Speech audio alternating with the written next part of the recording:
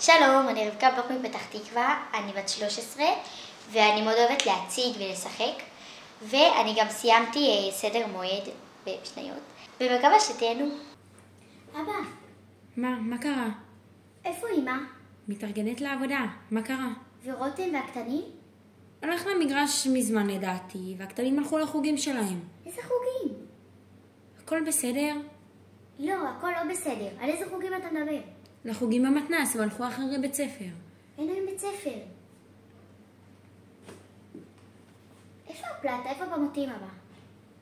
טוב, ידעתי שזה יגיע. היינו כולנו במצב נפשי לא קל. אבא, שבת היום, שבת. מה קורה כאן? מה שחששנו. זה לא קשור למעבר. זה לא העניין.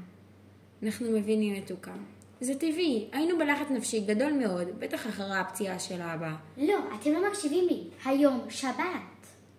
מה זה שבת? השמש בצד השני, נשמה. זה מסוכן להסתכל על השמש עם טלסקופ כזה. אפשר להתערב. למעשה, את הליקוי עצמו אפשר לראות ללא שום הגדלה אופטית. רק עם הגנה על העיניים. שיא האופנה, אהבתי. אז לאן זה מכוון? לזווית שבה מצלבים 4 כוכבי לכת, שבתאי, מאדים, נוגה וחמה. זה קורה פעם ב-3,500 שנה. אשכרה? מי חישב את זה? אסטרונומים. וזה מה שאת עושה, שעתיים לפני שבת, במקום לעזור להורים שלך להכין שבת? הם מבינים, אני מקווה. מקסימום היית מפספסת. תוכלי להשלים את זה בפעם הבאה שיהיה. במזל שלי, בפעם הבאה, בעוד 3,500 שנה, זה יקרה שוב בשישי. זה מתחיל. תסתכלי, שימי את המשקפיים. תסתכלי שם.